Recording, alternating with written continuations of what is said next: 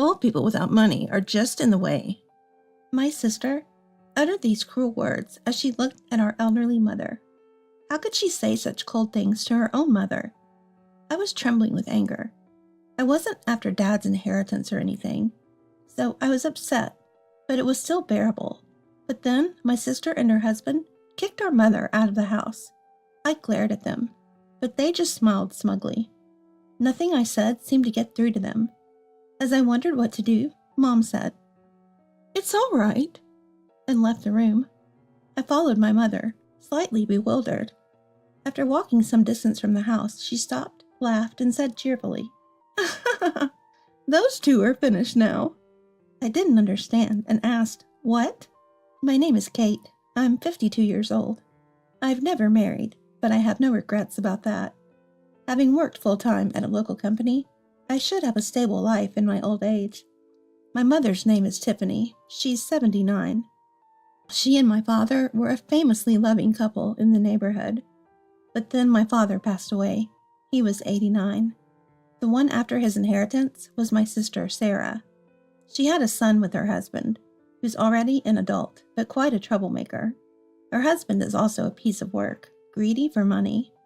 He's pretentious, always saying, "Having nice things is a secret to being a good person." They spend recklessly, so they're always short on money. A pair indeed. My sister has always been greedy and ostentatious. I remember back in high school, she would beg our mother for the latest trend. Of course, Mom refused. Unsatisfied, my sister stole money from my mom's purse. At first, Mom couldn't believe it. She noticed money missing without her knowledge and decided to leave her wallet on the desk, watching from a hiding place. As expected, my sister took the money. Mom confronted her immediately, but my sister, unashamed, yelled, "It wasn't me. It's the first time. It's always Kate who does it." Mom, furious, scolded her, but seemed relieved that she hadn't stolen from someone else. My sister's husband thought the same way, keeping up appearances while their money dwindled. They seemed eager to lavish their son with money. Apparently, my sister and her husband went to my parents and repeatedly asked for money. They went to our parents multiple times for money. Confronting them, they said, "We want to properly educate our son. It's rare for kids not to go to tutoring these days. Think of it as an investment. Can't you help with like $50 a month? If you won't help, then forget about us caring for you in your old age. This is an investment. Give my eldest son more than $50 now, and you won't have to worry about your future care. Think about it." Our parents never planned to rely on anyone for care. Still, they worried about my future. We're fine, but what about Kate? My sister and her husband's eyes lit up like they found prey. "Right. We can say it's for Kate. Our eldest son will take care of Kate in her old age. If you think of it as investing in our son, $50 or $90 should be manageable, right?" Using the word care as a shield, they extracted a considerable amount of money from our parents. Thus, they kept spending our parents' money. Mom and Dad lived modestly on their pensions, so life must have been tough.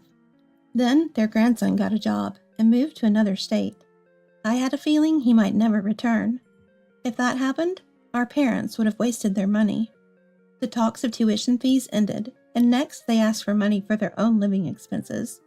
"Our son has grown up and left, but his education cost a lot, and we're broke. Can't you keep helping us? The usual $90 will do. Kate's unmarried and unreliable. It's always better to have a man around. Don't worry if anything happens to you, Dad. We'll be there in no time."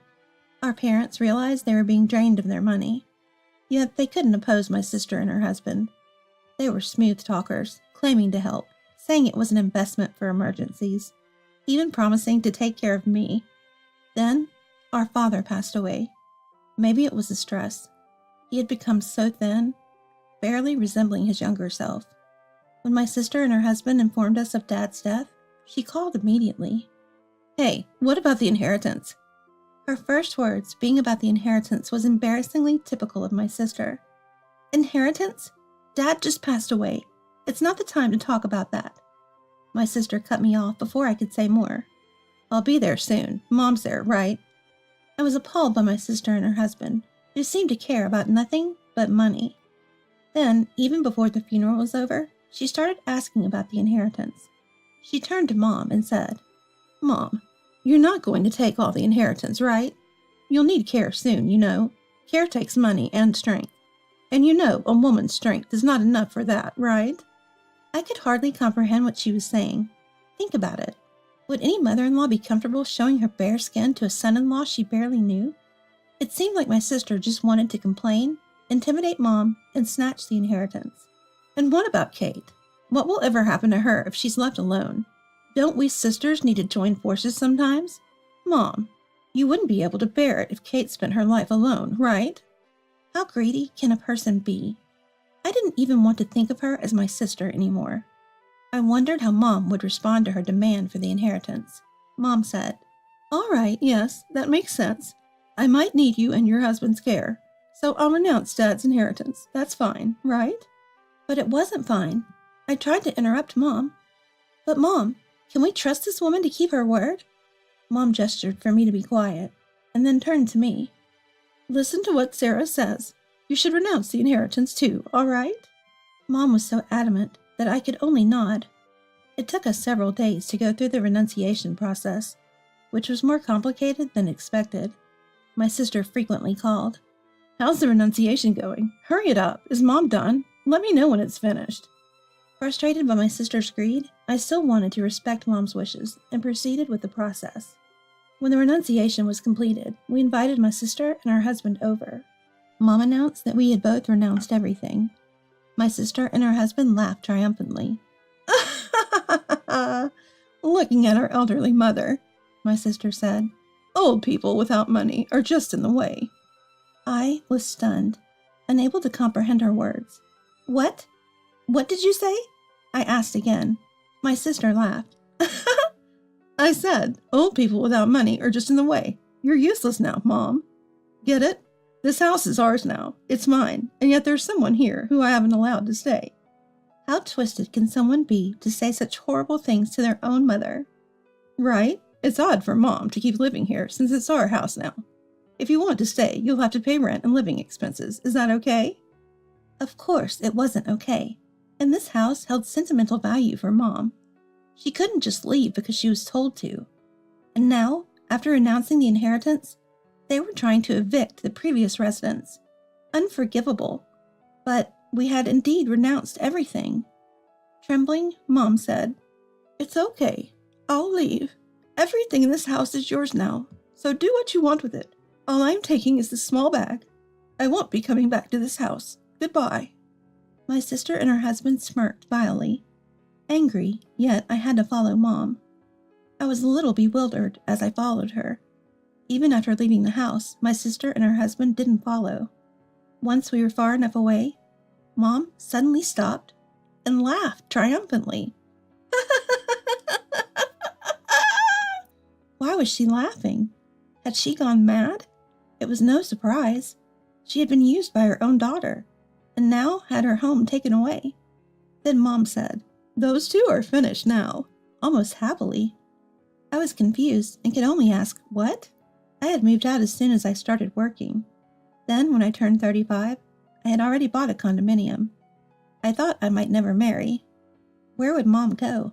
I couldn't leave my elderly mother alone, so I brought her to my condo.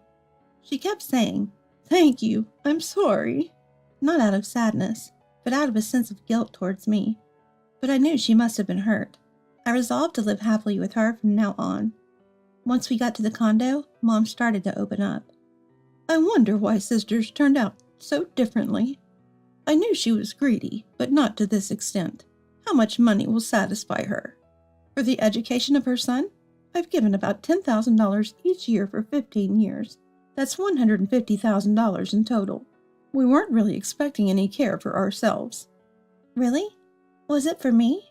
Mom nodded guiltily. It seemed she had been considering my future, fearing I'd be alone.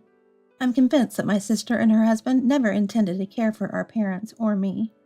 Yet Mom hoped against hope in my sister, but I doubt they ever planned to provide care. Thankfully, Dad didn't need much care before he passed. It must have worked out well for Sarah. Mom smiled again. I wondered what her smile meant. "Yes, now it's clear. She doesn't care about me or you. She's happy with Dad's inheritance. But she was a bit naive, I think." Naive? I asked. Mom didn't say it outright.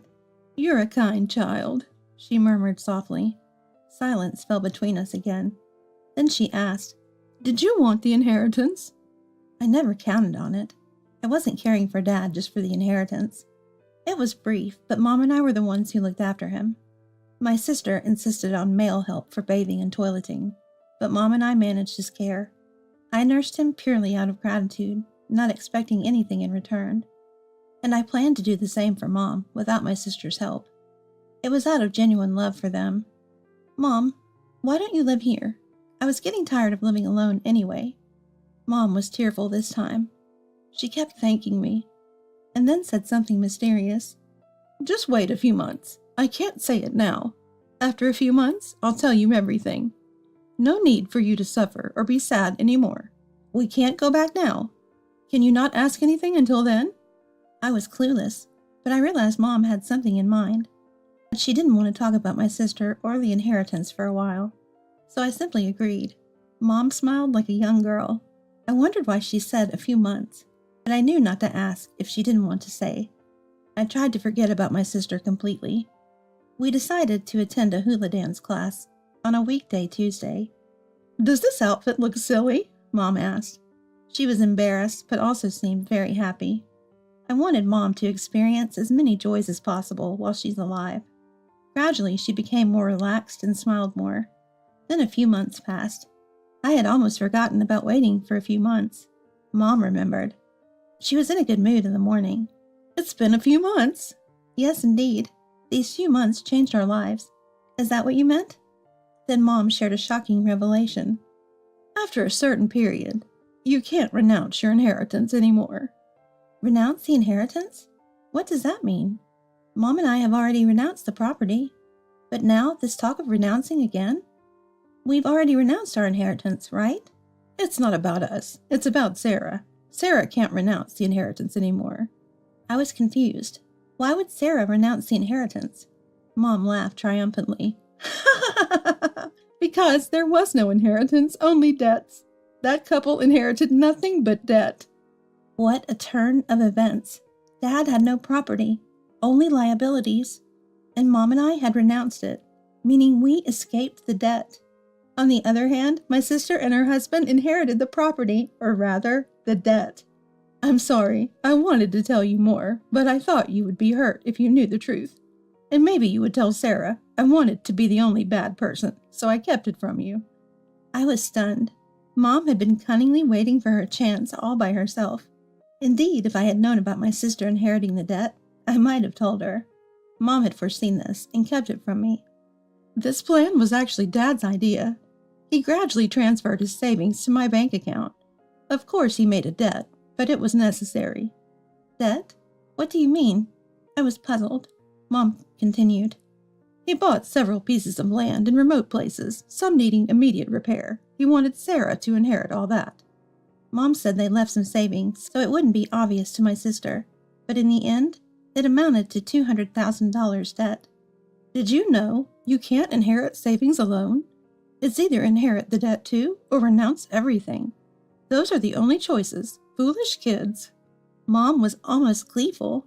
Hearing Dad's plan and seeing Mom's resolve, I realized how much she despised my sister. Mom, maybe I would have told Sarah if I knew, but thinking about her situation now, I can't help but smile. I guess I was that angry too. My sister and her husband ended up with a $200,000 debt. Some of the properties required immediate repairs, adding to the debt. There's a set period for renouncing inheritance. They missed it, so they can't renounce now. Blinded by the thought of $100,000, they ended up with a huge debt. They would probably sell the rural land soon, but it would sell for much less than they bought it for. Their marriage might even suffer due to debt. Eventually, my sister realized the debt and called in panic. Help me, the debt is huge. I listened as she ranted. The debt is huge, it's infuriating, Mom. You knew, right? You're responsible too. Pay off my debt now. We're family. Her selfishness was astounding. Inheriting means you also inherit the debt. I didn't know that. I only wanted the property, not the debt. You take it. Take only the debt? How selfish. You inherited both. It's your debt, not mine or Mom's. Don't call us anymore. We're not even family." She was yelling something over the phone. All her demands were unreasonable. She kept saying things like, "As a family, you should inherit the debt, cancel the renunciation," and other nonsensical demands. "I'm hanging up. Maybe you should discuss with your family, your husband and son, though I can guess what they'll think of you." And I hung up. I felt clear and refreshed for the first time in a while. I thought for sure my sister and her husband would divorce, and as it turns out, my sister did get divorced. It seems my sister's husband wants the divorce, not her. As I suspected, he's greedy and likely sees no point in being married to my sister, who now has debt. However, they can't divorce immediately.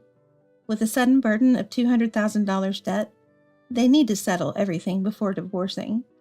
The house they lived in was sold. My sister and her husband, always relying on our parents' money, never saved anything. And counting on Dad's inheritance, they probably can't clear the debt. What awaits my sister is the sole option of working diligently to pay off the debt. She insists she won't divorce. It seems less out of love for her husband and more because she can't bear the thought of him escaping the debt while leaving her alone. It sounds just like something my sister would think. It's almost pitiable. I continued to live in the condo with Mom. It appears Mom had transferred money into her own bank account and isn't struggling financially. She gives me about $70 a month for expenses.